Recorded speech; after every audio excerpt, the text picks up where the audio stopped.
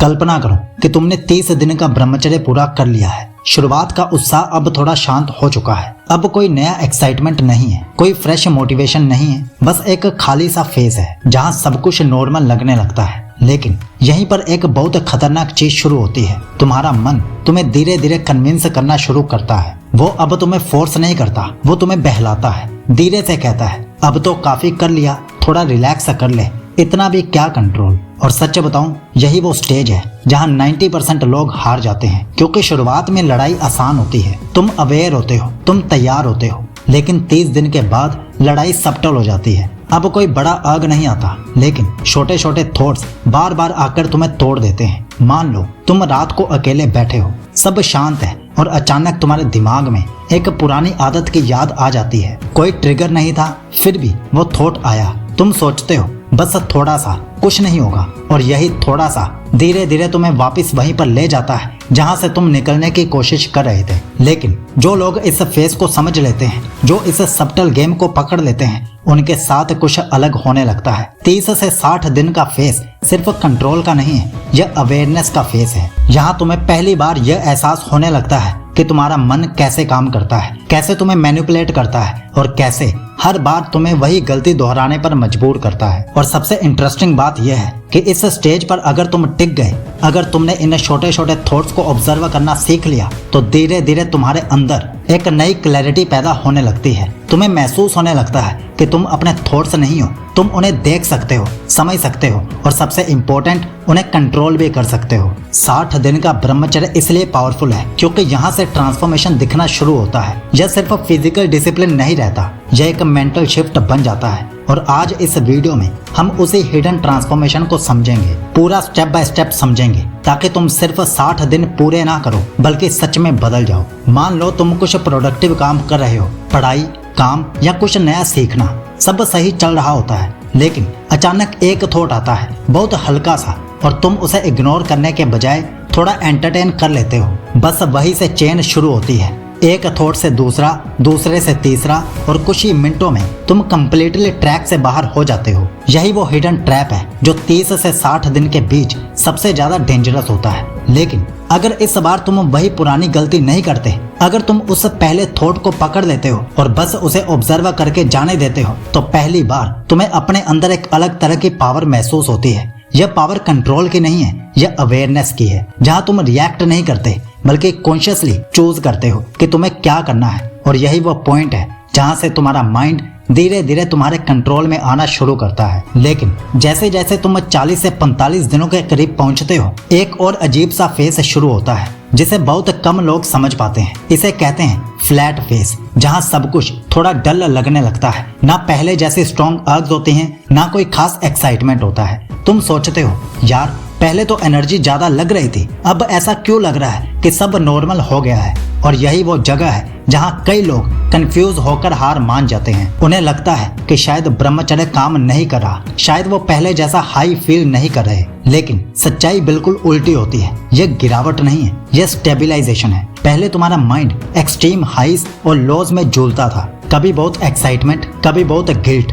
लेकिन अब धीरे धीरे वो बैलेंस में आ रहा है। वो फेस बोरिंग लग सकता है, लेकिन यहीं पर असली फाउंडेशन बनती है। मान लो तुम जिम जाते हो, शुरुआत में बॉडी में पंप आता है, एक्साइटमेंट होता है, लेकिन कुछ हफ्तों बाद सब नॉर्मल लगने लगता है। इसका मतलब यह नहीं कि प्रोग्रेस रुक गई, बल्कि अब बॉडी इंटरनली अडेप्ट कर रही है। ब्रह्मचर्य में भी बिल्कुल यही होता है। तुम्हारा माइंड अब धीरे धीरे स्टेबल हो रहा होता है, लेकिन क्योंकि इसमें ड्रामा नहीं है, इसमें एक्साइटमेंट नहीं है, इसलिए लोग इसे प्रोग्रेस मानते ही नहीं। लेकिन जो इस फेस को समझ लेता है, जो बोर्डम के बावजूद डिसिप्लिन बनाए रखता है, वही आगे बढ़ता है। क्योंकि 60 दिन का असली मैजिक किसी एक्साइटमेंट में नहीं छुपा है, वह उस शांति में छुपा है जहां तुम्हारा माइंड फाइनली सेटल होना शुरू करता है। और फिर 50 से 60 दिन के बीच एक बहुत गहरा बदलाव होने लगता है, जो बाहर से दिखाई नहीं देता, लेकिन अंदर सब कुछ बदल देता है। अब तुम्हारा फोकस पहले जैसा फ्रेजाइल नहीं रहता। पहले एक छोटा सा डिस्ट्रैक्शन भी तुम्हें पूरी तरह भटका देता था, लेकिन अब तुम्हें महसूस होने लगता है कि तुम अपने अटेंशन को ज्यादा देर तक होल्ड कर पा रहे हो। मान लो तुम पढ़ाई कर रहे हो या कोई इंपॉर्टेंट काम कर रहे हो, पहले 10 से 15 मिनट में ही तुम्हारा मन भटक जाता था, लेकिन अब तुम नोटिस करोगे कि तुम बिना ज्यादा स्ट्रगल के 30 से 40 मिनट तक फोकस्ड रह पा रहे हो। यह कोई अचानक आई सुपर पावर तो नहीं है, यह उन छोटे छोटे मोमेंट्स का रिजल्ट है जहां तुमने अपने थॉट्स को कंट्रोल करने के बजाय उन्हें ऑब्जर्व करना सीखा। और सबसे इंटरेस्टिंग बात यह है कि इस स्टेज पर तुम्हारा कॉन्फिडेंस भी अलग तरह का होता है। यह वो कॉन्फिडेंस नहीं है जो लोगों को इम्प्रेस करने के लिए होता है, यह अंदर से आता है। तुम्हें पता होता है कि अगर तुमने अपने माइंड को इतना कंट्रोल कर लिया है तो बाकी चीजें भी पॉसिबल हैं। यह एक साइलेंट कॉन्फिडेंस होता है जिसे एक्सप्लेन नहीं किया जाता, सिर्फ फील किया जाता है। यही वजह है कि 60 दिन ब्रह्मचर्य सिर्फ एक हैबिट चेंज नहीं है, एक आइडेंटिटी चेंज है। अब तुम वही इंसान नहीं रहते जो 0 या 10 दिन पर था। अब तुम्हारे डिसीजंस, तुम्हारी सोच और तुम्हारा रिएक्शन सब कुछ धीरे धीरे बदलने लगता है। और यहीं से तुम्हारी जर्नी एक नए लेवल पर एंटर करती है जहां कंट्रोल स्ट्रगल नहीं रहता बल्कि तुम्हारी नेचर बन जाता है। लेकिन यहाँ एक और सच है जो शायद तुम्हें थोड़ा अनकंफर्टेबल लगे। 60 दिन के बाद तुम्हारी सबसे बड़ी लड़ाई कंसिस्टेंसी से होती है, क्योंकि अब तुम्हें लगता है कि तुमने कंट्रोल पा लिया है। तुम्हारा माइंड अब पहले जैसा एग्रेसिव नहीं है, इसलिए तुम्हें लगता है कि अब तुम सेफ हो। और यहीं पर सबसे बड़ा ट्रैप छुपा होता है। मान लो तुमने 55 दिन पूरे कर लिए, सब कुछ स्मूथ चल रहा है। अब तुम थोड़ा केयरलेस हो जाते हो।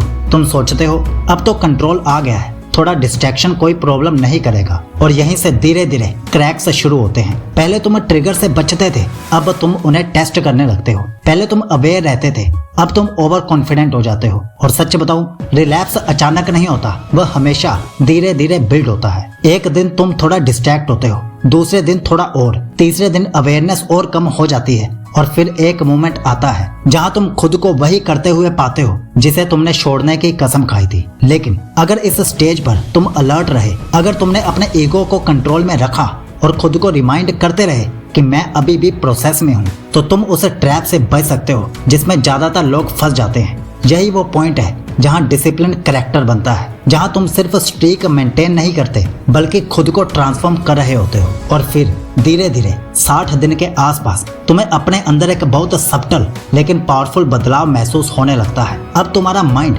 उतना नॉइजी नहीं रहता। पहले हर समय कुछ ना कुछ चलता रहता था, रैंडम थॉट्स, अननेसेसरी इमेजिनेशन और डिस्ट्रैक्शंस भी। लेकिन अब तुम्हें पहली बार इनर साइलेंस का एक्सपीरियंस होने लगता है। यह साइलेंस खालीपन नहीं है, यह क्लैरिटी है। मान लो तुम किसी सिचुएशन में हो, पहले तुम तुरंत रिएक्ट करते थे, गुस्सा आता था, फ्रस्ट्रेशन होता था। लेकिन अब तुम नोटिस करोगे कि तुम्हारे पास एक छोटा सा गैप आ गया है। एक थॉट आता है लेकिन तुम तुरंत रिएक्ट नहीं करते, तुम उसे देखते हो, समझते हो और फिर कॉन्शियसली डिसाइड करते हो कि तुम्हें क्या करना है, कैसे रिएक्ट करना है। और यही डिफरेंस है एक कंट्रोल्ड माइंड और एक अनकंट्रोल्ड माइंड में। कंट्रोल्ड माइंड रिएक्ट नहीं करता, वह रिस्पॉन्ड करता है। और यही स्किल तुम्हारी पूरी जिंदगी बदल सकती है, चाहे वो रिलेशनशिप्स हो, करियर हो या कोई पर्सनल ग्रोथ हो या ब्रह्मचर्य हो। क्योंकि जिस दिन तुमने अपने रिएक्शंस को कंट्रोल करना सीख लिया, उस दिन से बाहरी दुनिया तुम्हें कंट्रोल नहीं कर सकती। और यही वो स्टेज है जहां ब्रह्मचर्य सिर्फ हैबिट नहीं रहता, यह तुम्हारी पर्सनैलिटी बनना शुरू कर देता है। लेकिन अब सवाल यह है, क्या 60 दिन ब्रह्मचर्य ही काफी हैं या इसके आगे भी कुछ है? सच यह है कि 60 दिन सिर्फ शुरुआत है। यह वो पॉइंट है जहां तुमने अपने माइंड को समझना शुरू किया है, लेकिन अभी तुमने उसे पूरी तरह मास्टर नहीं किया। क्योंकि असली ट्रांसफॉर्मेशन वह 60 के बाद शुरू होता है, 100 दिन के ब्रह्मचर्य से। यह वह स्टेज है जहां तुम्हारा कंट्रोल टेम्परेरी नहीं रहता, वह परमानेंट बनना शुरू होता है। जहां डिसिप्लिन एफर्ट नहीं लगता, वह तुम्हारी आइडेंटिटी बन जाता है। जहां तुम्हें खुद पर डाउट नहीं होता बल्कि तुम्हें पता होता है कि तुम क्या कर सकते हो। और अगर तुम सच में उस लेवल तक पहुंचना चाहते हो जहां तुम्हारा माइंड तुम्हारे कंट्रोल में हो, ना कि तुम उसके, तो मैंने तुम्हारे लिए एक कंप्लीट 100 डेज ब्रह्मचर्य ट्रांसफॉर्मेशन गाइड बनाई है, स्टेप बाय स्टेप, प्रैक्टिकल और real life based. Link description और पिंड कमेंट में दिया है। लेकिन याद रखना, यह सिर्फ उन लोगों के लिए है जो सच में बदलना चाहते हैं, क्योंकि ब्रह्मचर्य सिर्फ कंट्रोल का नाम नहीं है, यह खुद को जीतने की जर्नी है। इसमें सिर्फ वीर्य नहीं रोकना होता, 36 और आदतों का भी ध्यान रखना होता है। तो लिंक नीचे है, चेक कर लीजिए। आपका ब्रह्मचर्य शुभ हो।